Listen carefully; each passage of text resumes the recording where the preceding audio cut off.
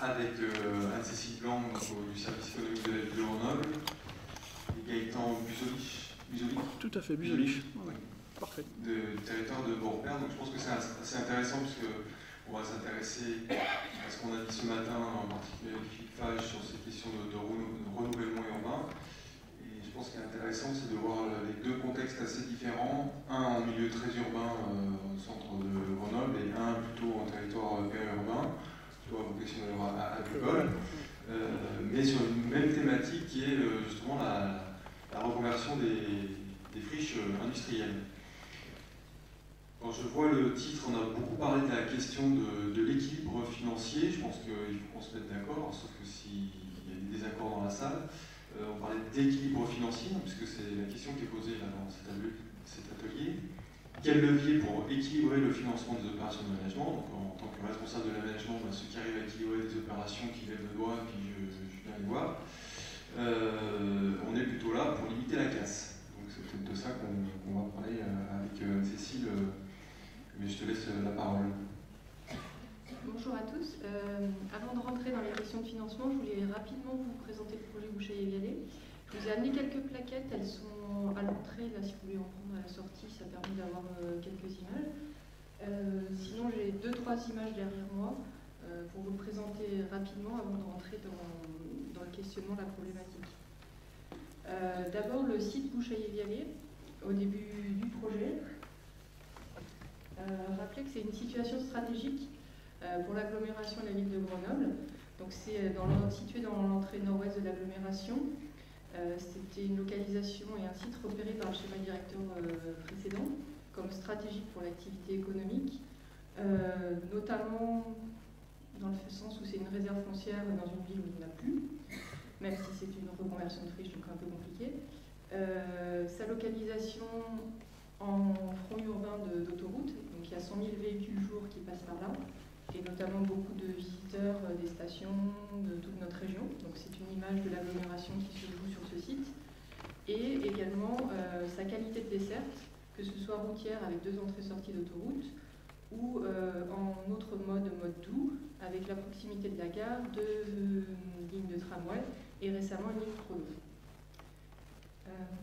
La diapo suivante, c'est juste un petit clin d'œil pour vous rappeler, donc c'est une friche industrielle qui a marqué l'histoire économique de Grenoble. Donc c'était le site avant. Ça c'est le site en 2002 au démarrage du projet. La partie violette que j'ai surlignée, c'est la partie réellement totalement en friche, qui fait 9 hectares sur les 14 hectares pour schématiser. Et les 5 hectares restants étaient encore en fonctionnement. On les a largement reconvertis, réhabilités, transformés, mais ils continuent à vivre. Donc c'était une problématique du projet, c'est qu'on n'intervient pas pareil là où il y a encore des activités qui fonctionnent, que sur une friche où il y a d'autres complexités de pollution, de démolition, mais en tout cas on a le champ libre. Sur les 9 hectares, la majorité était détenue par le public, donc le métro ou EPFL. Et sur l'autre partie, on avait déjà une mixité d'activités qui était très importante, qui est historiquement à l'origine de la mixité du projet qu'on a développé. Donc on a déjà le Centre national d'art contemporain, la halle blanche, vous pouvez le voir, une halle Eiffel, qui s'est installée en 1986. On avait des activités économiques, on avait des logements, donc ça a orienté le projet que je vais vous décrire. Brièvement le projet. Il a été lancé, il était dans l'air du temps depuis longtemps, mais il a été lancé officiellement en 2002 avec une phase active de concertation par l'adjointe à l'économie de la ville de Grenoble.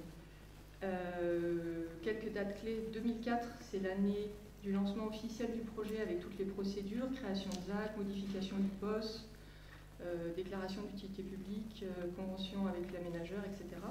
Et 2005, démarrage des travaux. 2014 aujourd'hui, le projet est réalisé à un peu plus des 2/3. Là, derrière moi, vous avez les objectifs, enfin les objectifs principaux du projet. Donc c'est avant tout accueillir de l'emploi dans la ville-centre, donc une problématique très importante pour tout le monde. Réussir de la mixité. Donc je vous l'ai dit, elle était à l'origine du projet, elle a été portée dans la concertation de manière très importante aussi.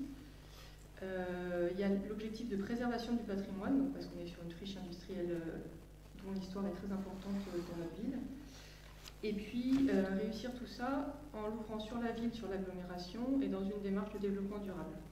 À l'époque, dans le dossier de ZAC, on parlait de haute qualité environnementale et urbaine. Le terme développement durable est venu par la suite. Pour mettre en œuvre ces objectifs, on les met en œuvre au travers d'un programme qui doit s'afficher déjà. Grosse Maille, c'est une dominante de tertiaire avec 72 000 m² de tertiaire, dont une partie dans des locaux BBC neufs et une autre partie dans des locaux industriels qu'on a rénovés et transformés en locaux tertiaires. On a aussi 380 logements, dont 37% de logements sociaux, une centaine de logements étudiants, plus de 3000 m² de commerce, des espaces publics, des places, des jardins. On a beaucoup de lieux de loisirs aussi et de culture, avec des espaces de danse, d'escalade, centres d'art contemporain, salles de musique, enfin beaucoup de choses. Donc une grande mixité. En termes de budget, pour finir de présenter le projet, on est sur un budget d'aménagement hors équipement public de 40 millions d'euros hors taxes. Et forcément, on est dans tout renouvellement urbain, donc je reviens sur la question du financement, amorcé en introduction, forcément déficitaire. Donc sur les 40 millions d'euros, on a besoin d'à peu près 17 millions d'euros de financement public, qui sont assurés en majorité par la ville de Grenoble qui rachète les espaces publics. Et puis on a des partenaires très importants quand même, qui sont la région qui a apporté 2 millions d'euros. L'Union européenne nous a subventionné très, très largement avec 2 programmes, parce que le projet est lancé depuis 2002, donc le PIC urbain et le programme urbain intégré. Et puis on a un petit peu des financements aussi de la métro ou d'autres partenaires. Donc pour finir sur les documents, peut-être l'image de la règle, là. Voilà. Juste 2-3 petites photos, mais après vous en aurez dans le document. Pour une illustration de nos objectifs, par exemple la valorisation du patrimoine. Ça c'est la petite halle. Donc en fait sur le site il y avait des halles partout, parce que c'était de la fonderie, de la production de conduite d'eau forcée. On n'a pas pu toutes les garder, mais on en a gardé quelques-unes, dont la petite, qui fait 4000 m², ce qui n'est pas complètement petit. Et donc ça c'est en 2002 et en 2014. Voilà quelques images. Elle accueille actuellement un hôtel d'entreprise, une salle d'escalade et un restaurant inter-entreprise. Sinon, donc, le plan guide. Juste rapidement, vous voyez peut-être assez vite la mixité avec le code couleur. En rouge, on a les activités économiques, en bleu, le logement, en violet, tout ce qui est loisirs, culture, et puis en jaune, tout ce qui est restauration significative. Voilà. Donc, bon, ça c'était pour vous présenter le projet avant de rentrer dans la question des financements. Donc pour répondre en quoi la mixité est une opportunité pour le financement d'une zone économique. Donc c'est un projet mixte, mais dont la majorité est bien un programme économique. Ce qu'il faut savoir en préambule, c'est qu'à Grenoble notamment, et dans pas mal d'autres communes, la charge foncière pour du logement rapporte beaucoup plus à l'aménageur que de la charge foncière pour de l'économie. Sur des chiffres récents à Bouchaillé-Vialet, l'aménageur va vendre 1 m² à construire, de surface plancher, pour du logement en accession privée à 310 €, alors que pour du bureau, ça sera 200 €. Donc il y a un gros gap quand même. Et même du logement social pourra rapporter plus à l'aménageur, puisqu'il sera vendu plutôt à 210 €, donc un petit peu plus que le bureau. Et en plus, on a souvent des subventions. Dans le cas présent, on avait des subventions de la métro. Donc en termes de budget, on aurait plutôt intérêt à faire du logement. Donc c'est vrai que ça permet d'équilibrer un petit peu, au moins le déficit, on va dire. Le reste à charge, de faire du logement. Un autre intérêt de faire du logement, c'est que pour ce projet, d'un point de vue aussi financier ou opérationnel, c'est que le logement, du coup, est moins impacté par la crise de l'immobilier. Le projet, on l'a lancé, donc, les premiers lots qui sont construits de bureaux, c'était en 2006. En 2008, on est dans le pic de la crise de l'immobilier d'entreprise. C'était bien d'avoir des logements pour que l'opération continue à avancer. Sinon, sur la partie bureau, elle s'est beaucoup ralentie et ça aurait ralenti aussi la production des espaces publics et l'ensemble du projet. Donc pour illustrer, par exemple, on a fini complètement la livraison dans l'ensemble des logements alors que sur les bureaux, on en est aux 2/3. Donc c'est vrai qu'en termes de calendrier, c'est intéressant d'avoir un petit peu des deux, ça permet d'avancer. On s'est aussi servi de la mixité pour faire avancer le projet. Sur le premier lot de bureaux, vous avez derrière vous le lot A, c'est tout en haut le long de l'autoroute. Voilà, celui-là, merci. On a par exemple proposé aux promoteurs de faire un appel d'offres où on couplait ce lot avec un lot d'accession en logement qu'ils savaient qu'ils pourraient facilement vendre. En plus, on a fait aussi un petit prix de démarrage pour le tertiaire parce que c'est vrai que c'est pas facile pour un investisseur de prendre le risque d'avoir le premier lot de bureaux dans une zone qui va être en travaux pendant un moment. Donc ça a très bien fonctionné. Donc ça, voilà, je pense que je vous ai décrit d'un point de vue purement financier tous les avantages que je vois à la mixité. Il y a d'autres avantages à la mixité qui sont de réussir un vrai quartier, un vrai morceau de ville. Du coup, parce qu'il y a toutes les fonctions, mais du coup, c'est la mixité pas que avec le logement, c'est avec les équipements, il y a aussi une crèche, il y a des commerces, tout ça. D'un point de vue fonctionnel, ça permet de mutualiser les parkings, par exemple. Tout ce qui est parking extérieur peut servir aux visiteurs des bureaux la journée et aux utilisateurs des équipements publics le soir. Ça, c'est intéressant aussi. D'un point de vue technique, ce qui est intéressant, c'est que sur le secteur tertiaire, nous, on constate plus d'innovation en termes de consommation énergétique, parce que les entreprises sont plus sensibles au coût global à cette réflexion-là, et donc vont être plus attirées vers des bâtiments BBC ou à énergie positive, ce qui permet du coup de conforter l'aspect environnemental du projet. Enfin, la mixité, elle marche relativement bien, à condition d'avoir un bon équilibre pour l'attractivité du site pour les entreprises. Là, ce n'est pas tant les logements qui attirent les entreprises, c'est plus le côté valorisation du patrimoine, aspect culturel, qui donne une image positive du site et qui peut attirer les entreprises. Pour finir, moi, le gros bémol que je vois par contre à la mixité, c'est l'équilibre qu'il faut trouver. Il ne faut pas être tenté trop de faire trop de logements. Il faut garder une masse tertiaire suffisante pour que ça soit un vrai pôle tertiaire. Sur l'agglomération, on constate qu'il faut à peu près au moins 60 000 m² de tertiaire pour avoir une taille critique. Sur ce site, on sera à 72 000 m², donc c'est correct. Le site d'Europol que vous connaissez peut-être, qui est le cœur de chauffe en tertiaire de l'agglomération, est à 100 000 m². Voilà. Est-ce qu'il y a des questions sur le projet Boucher-Allier? Oui.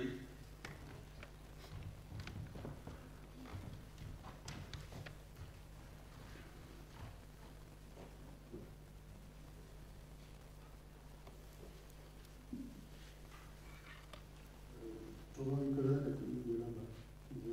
vous avez évoqué une aide de l'Europe. Vous pouvez préciser un peu? Alors, on a eu de nombreuses aides de l'Europe, en fait, dans le cadre de 2 programmes européens. Donc, c'est des aides de FEDER.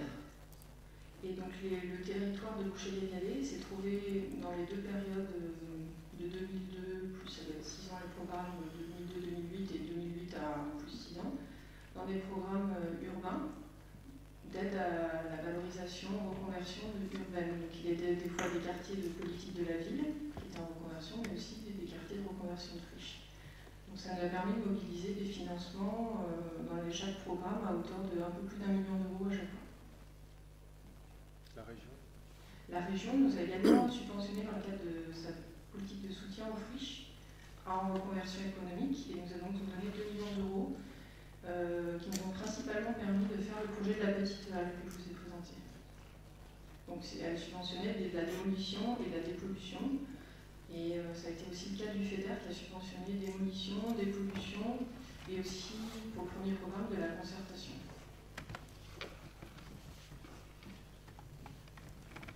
Une autre question, monsieur? Ah oui, c'est bon, ça devrait faire comme ça. Simplement, c'est une précision sur garder 60 000 m² de tertiaire. Je voudrais, est-ce que vous pouvez rappeler les autres surfaces? Surface d'habitat, logement, surface éventuellement service public? Ouais, mais parce que bon, 60 000 m²,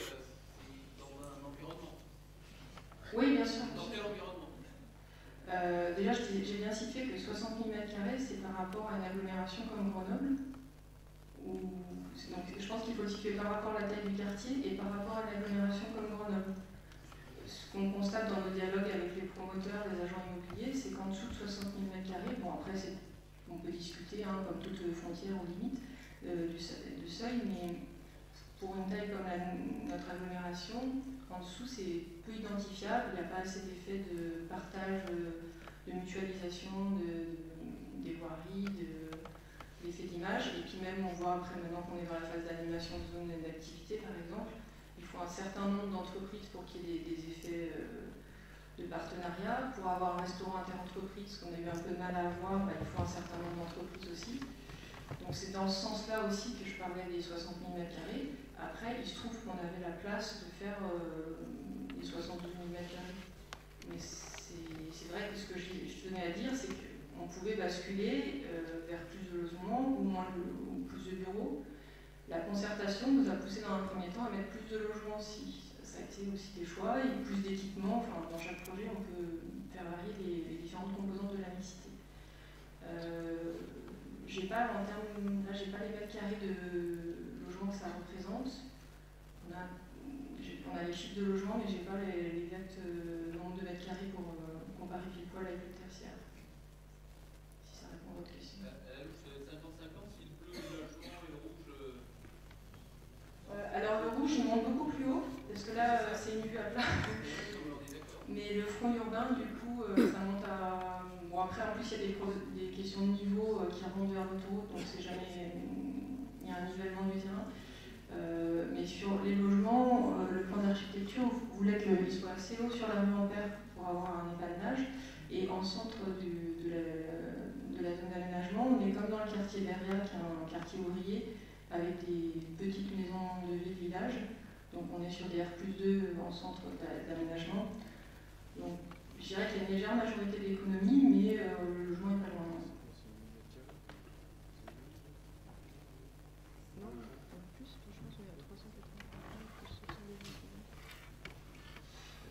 Alors, moi j'ai une petite question. Il y avait de la pollution sur le site. Est-ce qu'on peut rentrer un petit peu, je ne sais pas si tu as apporté les éléments, puisqu'on a rentré sur l'équilibre financier des opérations.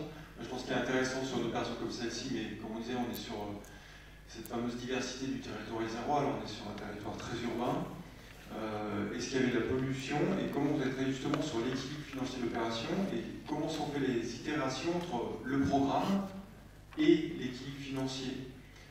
Est-ce qu'il y a eu un parti pris, je dirais, un peu théorique dès le départ en disant on veut de la mixité parce qu'on fait un projet urbain et on a calé la maille de tertiaire par rapport à des besoins économiques à l'agglo? Ou est-ce qu'il y avait un parti pris de faire tout en économie dès le départ? On est revenu un petit peu en arrière en disant mince, on n'arrive pas à équilibrer l'opération. Voilà. Comment se sont passées ces itérations entre équilibre financier et programme? C'est souvent ce qui se passe dans le déroulé de l'opération. Alors oui, il y avait de la pollution, c'est un site industriel et puis à cette époque-là, il n'y avait pas de prise en compte du fait que l'activité pouvait polluer les sols de toute façon. Donc des fois il y a eu des dalles dans les halles où ça préservait le sol, des fois non, donc il y avait des métaux. De ce que je connais de la pollution, l'avantage c'est que il y avait peu de pollution volatile, c'était très concentré à des endroits. On a une scène d'aménagement qui est particulièrement douée dans la gestion de ces questions, parce qu'elle travaille sur un territoire qui est perpétuellement pollué et perpétuellement en renouvellement urbain, donc elle a une très forte expertise. Et effectivement, elle sait comment gérer la gestion des terres polluées pour équilibrer un projet. Donc la dépollution d'un site, elle dépend du degré de pollution, de ce qu'on veut faire sur le site. Parce que le calcul se fait par rapport à l'exposition potentielle de quelqu'un sur le lieu qui va être créé. Si c'est une crèche, on va être très très exigeant parce que c'est des personnes sensibles. Si c'est des logements, le simulateur de théorie va dire que potentiellement la personne peut vivre 24/24 dans son logement, 7 jours sur 7 et pendant 40 ans, donc elle va simuler ça. Dans un bureau, on va simuler qu'il n'est pas plus de 12 heures par jour et 5 jours sur 7, donc déjà c'est pas voilà, les données ne sont pas les mêmes, les exigences du coup sont plus ou moins fortes. Donc forcément, ça a été un peu calculé par rapport à ça, le programme. Mais le programme, c'est pas... Ça a été, je pense, un équilibre entre effectivement des questions économiques, où il était intéressant de rajouter du logement aussi pour l'équilibre du bilan, mais c'était aussi un objectif politique concerté. Donc, dans la mesure où de toute façon il y avait une intervention publique, on se paye aussi le luxe de faire un vrai choix politique, de voir ce qu'on veut mettre dedans. Donc, le but était de faire de la mixité et après il y a des équipements publics qui coûtent en plus à la collectivité, qui ne sont pas dans le budget d'aménagement. Et après c'est un choix politique de faire un programme qui correspond à ce qui est souhaité par la municipalité par rapport à différents objectifs et puis par rapport à la concertation. Je propose de passer la parole à Gaëtan sur un projet plutôt sur un territoire complètement différent. Merci.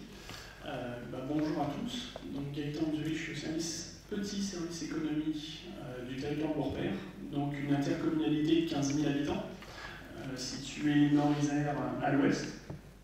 Et donc là, vous avez repris, pour ceux qui ne connaissent pas le territoire Beaurepaire quand même, la localisation du territoire dans le département. Donc on est à la porte d'entrée de la vallée de la Bièvre, mais également de la vallée du Rhône. Donc on a une position un petit peu double, ce qui fait qu'on est à la fois un territoire très rural, dans la plaine de la Bièvre, donc très céréalière, avec un foncier et une surface agricole utile très importante, mais également un passé industriel quand même relativement présent, où on a des entreprises de production sur le territoire qui sont autour de 300-400 salariés quand même par établissement. Donc on a un petit peu cette vocation double depuis le départ. Donc l'objet de mon propos aujourd'hui, c'est pas de vous présenter, comme ma collègue de Grenoble, une procédure d'aménagement qui est achevée ou qui est en bonne voie. Moi, ce que je veux vous proposer aujourd'hui, c'est plutôt en amont. On a une friche industrielle dans une zone d'activité de la Mandière. Voilà. Ici, vous avez, j'interromps 2 secondes, le sud de la commune de Beaurepaire, c'est le site qui nous intéresse. Avec 2 points importants, vous avez tout au nord la partie résidentielle de la commune de Beaurepaire et le sud qui est depuis très longtemps l'espace de développement économique privilégié par le territoire. Donc c'est plutôt un avantage parce qu'on a comme ça pas forcément de coexistence difficile entre les 2 mondes, une proximité géographique quand même qui est là. Et on a donc ces zones d'activité sur le sud, certaines qui sont relativement anciennes. Vous avez une voie ferrée qui passe au milieu, vous en avez peut-être entendu parler dans la presse ces derniers temps. Vous avez un des plus vieux pôles industriels qui est la coopérative agricole la Dauphinoise avec ses silos. Et vous avez au sud-ouest, vous avez 2 barres rouges que vous voyez, qui est la friche industrielle de la zone de la Maladière. Historiquement, cette friche, elle a un passé prestigieux, elle date de l'après-guerre, c'était une entreprise de chaudronnerie lourde qui avait jusqu'à 600 salariés, c'était la belle époque en termes de main-d'œuvre. Elle a construit en sous-traitance quand même les cheminées du paquebot France, donc ça le fait quand même de dire ça. Cette zone, elle était spécialisée, cette entreprise était spécialisée dans tout ce qui était conduite forcée, pour les barrages et pour l'industrie. Son histoire, eh ben, il n'a pas forcément été glorieux depuis cette brillante époque. L'activité a diminué progressivement pour finir à peine une vingtaine de salariés et mourir de sa belle mort dans la fin des années 2000. Ça a eu un impact assez certain. Oui. Là, vous avez peut-être la diapo d'après, peut-être. Voilà, vous l'avez ici, donc c'est les deux éléments rouges et le tellement qui est autour. C'est un site qui fait 5 hectares. Il y a 14 000 m² construits, aujourd'hui qui sont pas du tout utilisés ou très faiblement. C'est-à-dire qu'on a une partie qui n'est pas en trop mauvais état, qui est utilisée pour le stockage, donc faible valeur ajoutée. On a un abandon total de 4000 m² sur les 14 000 et on a un projet de démantèlement de la part du propriétaire. C'est-à-dire qu'il a des contrats qui viennent en fin de vie pour le stockage et donc il entrevoit sérieusement de démanteler, vente à la ferraille, tout simplement le site. Donc d'un point de vue de l'histoire je relis ça maintenant à l'histoire de Beaurepaire. Beaurepaire a un passé industriel. Depuis la communauté de communes, depuis sa création, elle s'est rendue compte à la fin des années 90 qu'elle allait bientôt manquer de foncier pour développer toujours les espaces économiques. Donc elle s'est lancée au début des années 2000, solution de facilité, solution voulue à l'époque aussi, tradition et culture d'intervention. Elle s'est lancée dans la création d'une ZAC importante, qu'on peut voir dans la diapo précédente, voilà. Qui est celle-ci, vous voyez, une grande plaine qui n'est pas très loin de la zone dont on parlait tout à l'heure de la friche. Donc cette grande plaine, début des années 2000, elle s'est dit, bah tiens, plutôt que de faire des petites zones à droite à gauche, on va essayer d'avoir de l'ambition. On a la vallée du Rhône qui se développe, on va y faire une méga ZAC, on va faire un grand projet de développement économique sur le territoire de Beaurepaire. Donc la collectivité, sur la base d'opportunités foncières, à l'origine, effectivement, mais sur des petites surfaces, elle a défini un périmètre d'études qui était autour de 90 hectares. Et aujourd'hui, on ne parlait pas de friche à l'époque. Et la teneur de mon propos, c'est de vous amener en fait à comprendre pourquoi on est passé de cette situation-là, en début des années 2000, à une situation aujourd'hui qui est relativement différente. Aujourd'hui, le territoire de Beaurepaire, on travaille sur cette friche. Il n'y a rien à faire, la friche ne nous appartient pas, on n'a pas encore d'études en bonne et due forme, mais ça vient, c'est-à-dire qu'on a une convention d'études et de veille foncière qui va être signée avec les PORA à la fin de l'année, et notre projet de ZAC a été réduit.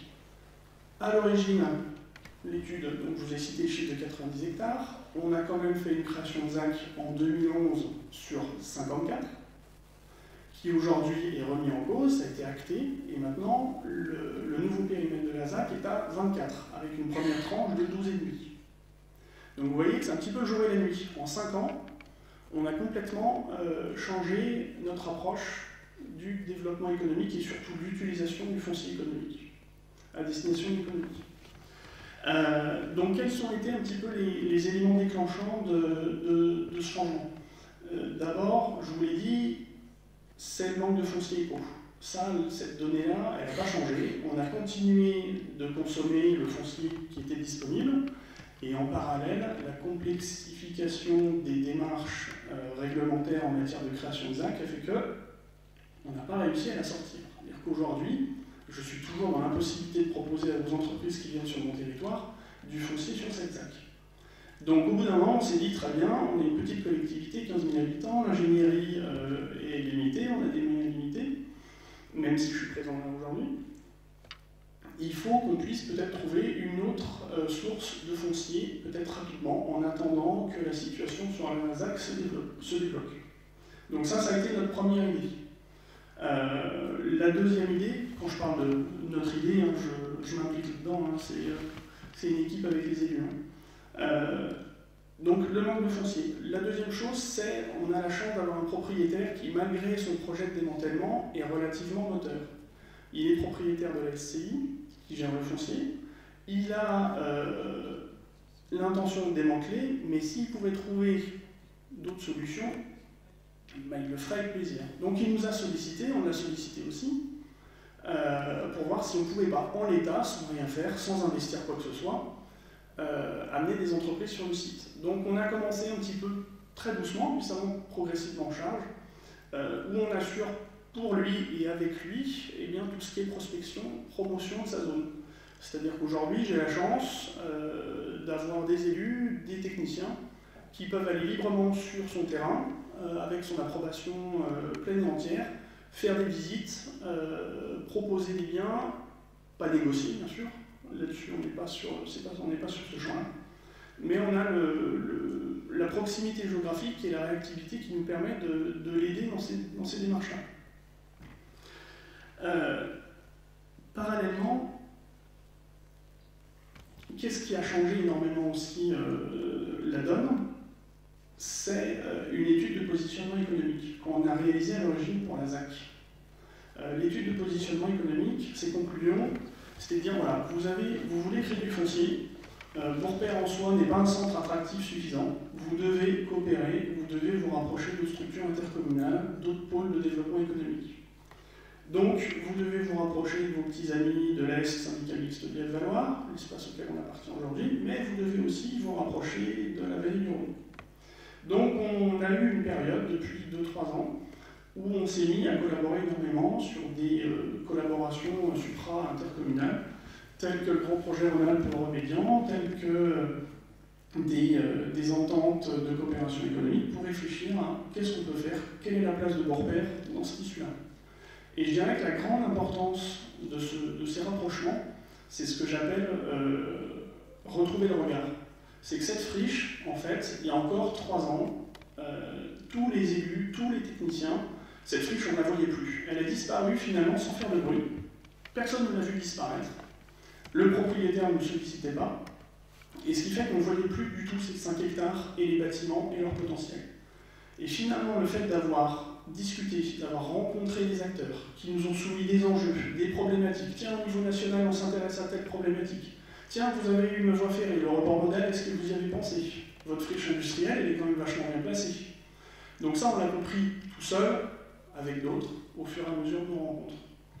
Et ça a été vraiment l'élément pour moi déterminant qui nous a fait changer le regard sur la friche, en partant d'une idée initiale, la friche, c'est des bâtiments qui sont pourris, on ne peut rien en faire, ça va nous coûter un bras, à maintenant une logique, tiens, c'est peut-être finalement une opportunité pour concilier différents enjeux.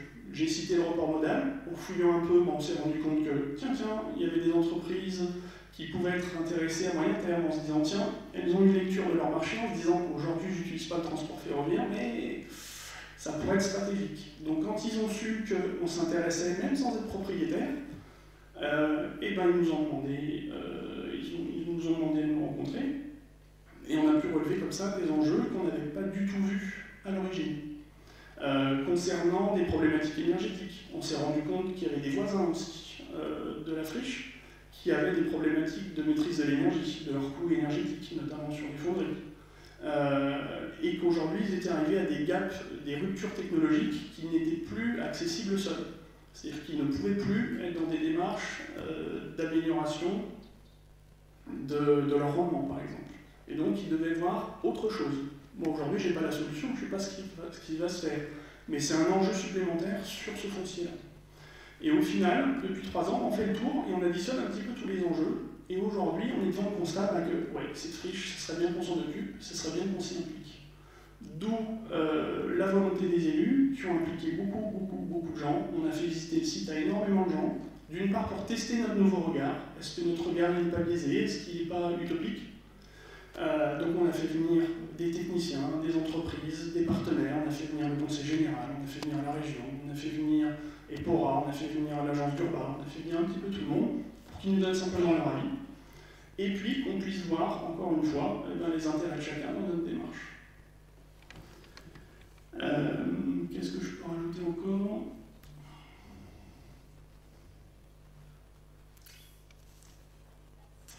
Oui, donc sur l'étude avec EPORA qui va se déclencher, j'espère vous l'avoir fait comprendre qu'on n'a répondu à aucune de nos questions pour l'instant.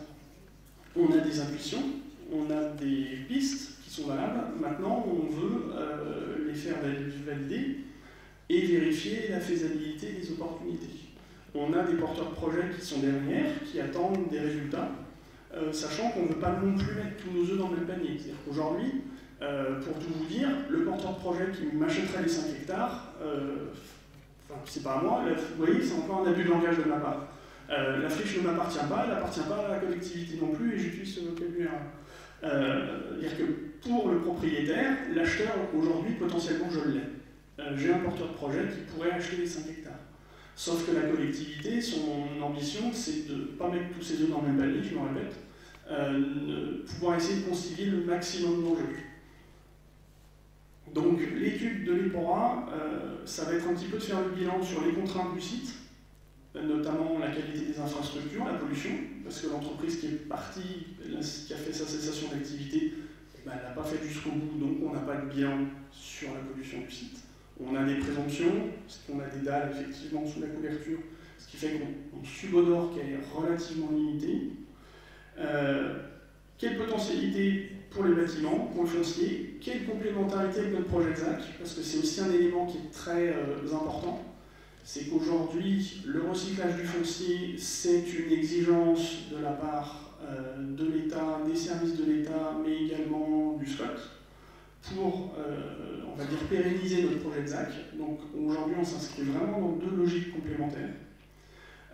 Est-ce que le traitement, est-ce que cette friche, on s'oriente vers un avenir unique pour tout le Tellement? Est-ce qu'il faut s'orienter vers un allotissement? Est-ce qu'il faut s'orienter sur la conservation de bâtiments, de l'aménagement d'une zone d'activité classique sur le reste du Tellement? Bref, voilà un petit peu tous les objectifs qu'on a avec l'étude EPORA, et on espère qu'elle va y répondre un bon nombre d'entre elles. Voilà, donc au final, pour résumer un peu les problématiques qu'on a, on espère que s'occuper de la friche, ça va nous permettre de faciliter notre projet de ZAC, mais pas que. Ça va nous permettre d'accueillir certaines entreprises sensibles, parce que l'intérêt de cette ZAC, qu'on n'avait pas forcément vu auparavant, c'est qu'elle est quand même relativement bien située, même si c'est un petit peu contraint, vis-à-vis de la réglementation du PLU et vis-à-vis de la distance vis-à-vis de la zone résidentielle. Ça va peut-être nous permettre de créer de nouveaux services. Pourquoi pas un service logistique rail? Ça, on l'étudie. On a lancé une étude en parallèle pour essayer d'identifier des gisements de report modal mobilisables à court terme. Ça, c'est une étude qui est déjà lancée, dont on va voir les résultats, je crois, la semaine prochaine. Ça, on fait ça dans le cadre du grand projet Rhône-Alpes. Dégager du foncier rapidement, ça, je pense que la réponse est déjà oui, si on s'en occupe. Le problème environnemental, pour l'instant, il n'est pas avéré, donc ça, ce sera étudié pour nous répondre. Et peut-être maîtriser également l'arrivée de certaines filières industrielles. Aujourd'hui, on se rend compte, notamment dans le projet de ZAC, que les candidats qu'on a sur notre foncier, ils réagissent beaucoup par logique du carnet d'adresse. C'est-à-dire que quand ils connaissent l'implantation de telle ou telle entreprise qui est leader dans son secteur, par exemple, et ben ça l'intéresse de venir souvent pour cette raison-là. Et je pense que le foncier de la friche a aussi des valeurs à apporter, des avantages à apporter à ce niveau-là, dans cette logique un petit peu de proximité carnet d'adresse. Voilà.